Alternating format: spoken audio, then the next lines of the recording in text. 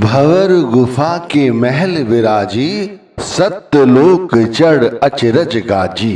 कोई कहे कि उसका मन भंवर गुफा में प्रवेश करना चाहता है, तो मैं उससे कहना चाहता हूं कि मन को भंवर गुफा में प्रवेश नहीं मिलता, आत्मा को भंवर गुफा में प्रवेश मिलता है। यदि कोई कहे कि उसका मन सतलोक सचखंड तक पहुंचना चाहता है, तो भाई मैं उससे कहता हूं मन सचखंड सतलोक तक नहीं पहुंच सकता, आत्मा सतलोक और सचखंड तक पहुंच सकती है। अब इसी तरह लोग कहते हैं कि वो ताल और मृदंग किंगरी इनकी धुन सुनना चाहते हैं अंतर में, तो मैं कहता हूं अच्छी बात है, सुनो। तो वो कहते हैं मेरा मन सुनना चाहता है, तो मैं उनसे कहना चाहता हूं मन इसे नहीं सुन सकेगा, आत्मा इसे सुन सकेगी। आत्मा हमारे अंतर में सहस्रधार शब्द की बरखा हो रही है, यानी हमारे अंदर शब्द गुंजार कर रहा है। अब यदि उस बरखा में मन नहाना चाहे, या ये कहा जाए कि उस धुन को मन सुनना चाहे, तो ये संभव नहीं है भाई। उस सहस्रधार में या उस बरखा में आत्मा स्नान कर सकती है, आत्मा ही वो शब्द धुन सुन सकती है। ये बहुत गूढ़ रहस्य है, इसे समझना चाहिए, ये हमारे लिए बहुत जरूरी है।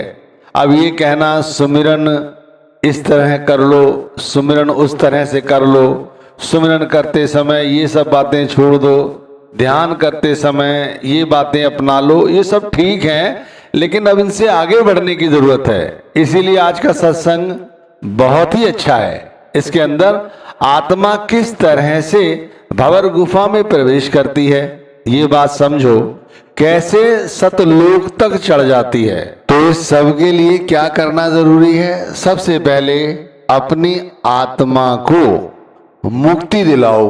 किससे? मन से। मन की कैद में जो आत्मा है उसे जब तक स्वतंत्रता प्राप्त नहीं होगी तब तक वो इस शब्द धुन और शब्द के साथ नहीं जुड़ सकेगी, ना ही वो रूहानी मंडलों पे चढ़ सकेगी। अब जब वो रूहानी मंडलों पर ही नहीं चढ़ेगी तो उसे भंवर गुफा में प्रवेश कैसे मिलेगा? आप समझ रहे हैं मैं क्या कहना चाह रहा हूं? आप चाहते तो ये हैं कि हम शब्द धुन सुने, प्रकाश देखें, भंवर गुफा में प्रवेश करें, भंवर गुफा में सोहम की धुन सुने, सतलोक पर चढ़ें, वो भी जीते जी। लेकिन इसके लिए मन को ही यदि आगे रखा तो ये संभव नहीं है। आत्मा को आगे लाना है। तो आत्मा को आगे कैसे लाना है आज ये बता रहा हूं, और कैसे कैसे आत्मा इन रूहानी मंडलों पर चढ़ेगी वो समझा रहा हूं, समझो। सबसे पहले हमें अपने मन को भस्म करना है, मन को मार डालना है, यानी मन के साथ लड़ाई लड़नी है और हमें जीतना है। बाहर जो बैठा शत्रु है सामने वो दिखाई देता है, अंदर बैठा हुआ जो हमारा मित्र शत्रु बना बैठा है कौन? मन। अब उसे तो हम देख नहीं सकते, तो फिर उससे लड़ाई कैसे लड़ोगे, उसे भस्म कैसे करोगे? अब भाई ना उस मन की कोई शक्ल है, ना सूरत, ना उसके कान है, ना आंख, तो वो कैसे हमारी बात सुनेगा, कैसे हमें देखेगा और कैसे उसे धमकाओगे? तो यहाँ पर संतों महात्माओं की शरण लेनी पड़ती है, उनके जो रियलाइजेशन है उनसे हमें सीख लेनी चाहिए। और जैसे वो बताते हैं कि उन्होंने अपने मन के साथ इस तरह से लड़ाई लड़ी और वो जीत गए। अब जैसे स्वामी जी महाराज ने एक जगह बताया है, तुम दीपक मैं भई पतंगा, भस्म किया मन तुमरे संगा। अब वो कह रहे हैं हे परमात्मा तुम दीपक हो, दीपक जो ज्योत जल रही है वो दीपक आप हो, और मैं क्या हो गई? पतंगा। मैं यानी मेरा मन क्या हो गया? पतंगा। पतंगा जब दीपक की लौ के अंदर प्रवेश करेगा तो क्या होगा? जल जाएगा, जलकर भस्म हो जाएगा। अब इसी तरह हमारा मन उस प्रभु के साथ इसी तरह समाहित हो जाए तब मन भस्म हो जाएगा, मन मैं करना बंद कर देगा। अब विषय ये भी है कि हमें नामदान मिले कितना समय हो गया है? बहुत अरसा हो गया है। हमें से बहुत सारे लोग ऐसे हैं जो भाई बहुत समय से जुड़े हुए हैं हमारे साथ, उनके पिताजी जुड़े हुए थे, अब वो जुड़े हुए हैं, अब तो उन्हें नामदान भी दे दिया है, उसके बाद भी उनका मन भस्म नहीं हुआ, मन उनके वश में नहीं हुआ, तो कैसे समाहित होंगे प्रभु में? क्या ये वाणी सुनकर या ये सत्संग सुनकर? अगर ऐसा होता तो सत्संग तो इससे पहले भी बहुत सारे किए गए हैं, तरह तरह की वाणी ली गई हैं, तो मन भस्म हो जाना चाहिए। लेकिन भाई ना तो इस सत्संग को सुनने से कोई मन भस्म होगा, और ना इसके बाद और अनगिनत सत्संग सुन लो तब मन वश में आएगा। मन वश में जब ही आएगा जब हम अपनी मन मर्जी छोड़कर गुरु की मर्जी पर चलेंगे, तब भाई ये तो संभव है नहीं। गुरु की मति पर चलते तो आज ये दिन क्यों होता। अब मैं कहता हूं कि सुबह रात्रि के तीसरे पहर उठो और नाम जपो। चलो 3 बजे नहीं उठ सकते तो मैं कह रहा हूं 4 बजे उठ जाओ, 5 बजे उठ जाओ, 6 बजे उठ जाओ, 6:30 बजे उठ जाओ। ना 3 बजे उठते हो ना 6:30 बजे उठते हो, पड़े पड़े लेटे रहते हो। और यदि आंख खुल भी जाती है तो ये नहीं कि चलो अब उठ के बैठ जाएं, बस लेटे लेटे ही नाम जप लेते हैं, सोचते हैं काम हो गया। भाई गुरु की कोई नहीं मानता, अपनी मनमर्जी मानते हैं। अब अपनी मनमर्जी मानोगे तो कैसे ये सब कुछ जान पाओगे जो जानने की कोशिश कर रहे हो।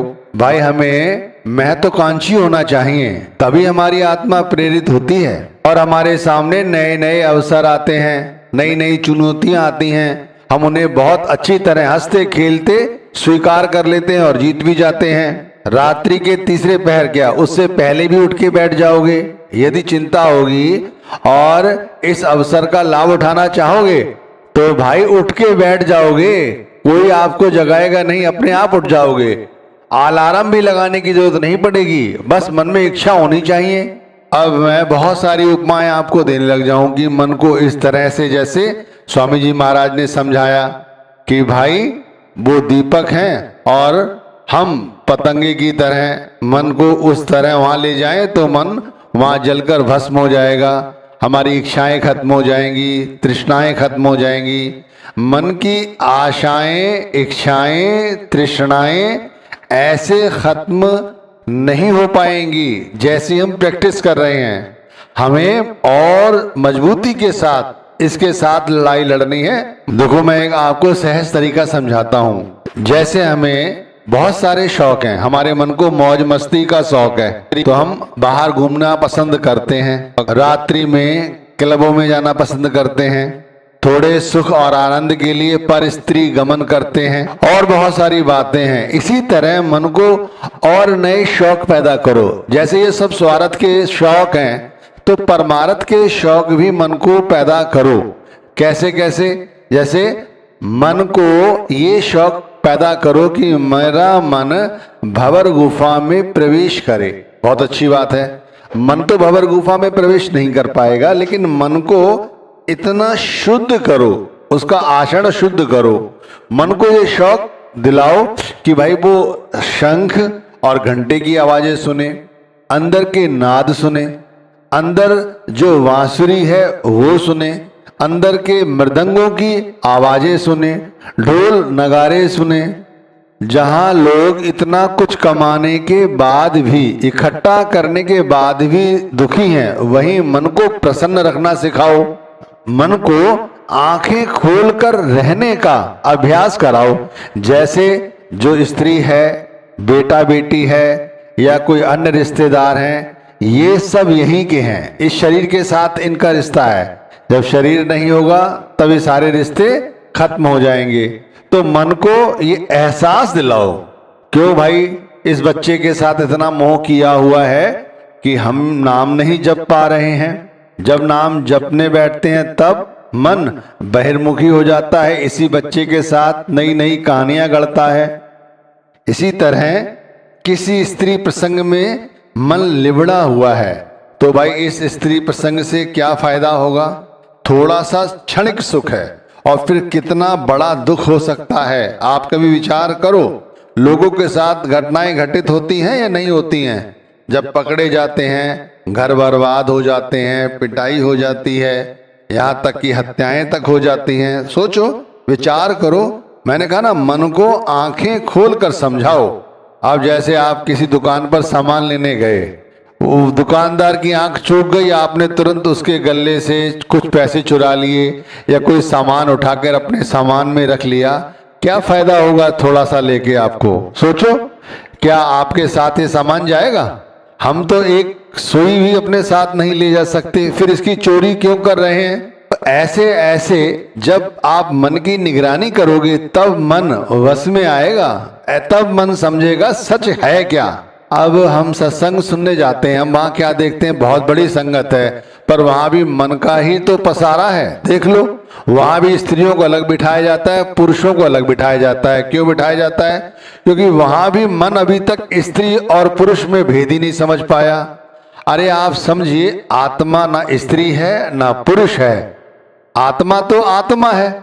अभी भी हमें ये भेद समझ नहीं आता। वहां भी जाकर हम स्त्री पुरुष करते हैं, वहां भी जाकर अपने बच्चों को अच्छी जगह बैठने को मिल जाए सत्संग सुनने के लिए, दूसरा व्यक्ति चाहे गिर पड़े कोई फर्क नहीं पड़ता। एक बुजुर्ग व्यक्ति है, साथ बैठा हुआ है, वो कुर्सी पे बैठ जाए, ये हमें बर्दाश्त नहीं है। हमारा बच्चा नीचे बैठा हुआ है, ये हमें कैसे बर्दाश्त होगा? वहां भी देख लो, भीड़ लगी हुई है खाने पीने वालों की, लगे हुए हैं, खा रहे हैं और बस मौज मस्ती कर रहे हैं। क्या ये सत्संग है? इतनी बड़ी संगत में विरले लोगों को देखो ना, उन्हें कोई लेना देना नहीं होता क्या कैंटीन में मिल रहा है, कहाँ क्या हो रहा है। वो तो आते हैं, जो मिलता है खा लेते हैं, नहीं अपने साथी लेके आते हैं, सीधे गए और बैठ गए जाके पंडाल में, बैठ गए, एक बैठक पे बैठे हुए हैं, बस टकटकी लगी रहती है स्टेज पे कि गुरु आए, उनके दर्शन करें और वो जो बोले वो सुने और फिर उस पर श्रवण करें, मनन करें, उसे अपने जीवन में ढालें। इस तरह मन को क्यों नहीं बनाते? घर से सुबह निकले तो भाई सीधे निकले, ये सोच के निकले ये घर परिवार जो है वो परमात्मा का, मैं तो निमित्त एक सेवादार हूं। यहां से जा रहे हैं, दुकान है, दुकान यदि है तो भी काहे की अपनी दुकान, वो भी परमात्मा की दुकान है। वहां भी जो लोग यहाँ सामान लेने आते हैं उनकी भी मैं सेवा कर रहा हूं। ये दुकान का मालिक तो परमात्मा है, मैं उसका सेवादार हूं और उसके यहाँ पर जो लोग भी आए उनकी देख रेख करना, उनको सही तरह से सामान देना, ये हमारी जिम्मेवारी है। अब आप देख लो, सत्संग घर जाते हो, वहां लंगर होता है, वहां पर सेवादार क्या कोशिश करते हैं कि जो आए प्रसाद पाएं, उन्हें सबको प्रसाद मिले, सबको सही तरह से भोजन मिले। इसी तरह जो पांडाल के सेवादार हैं उनकी क्या कोशिश होती है कि सभी आए, बड़े आसानी से सलीके से एक जगह बैठकर सत्संग सुने, उन्हें कोई परेशानी ना हो, हर चीज की व्यवस्था रखते हैं आप।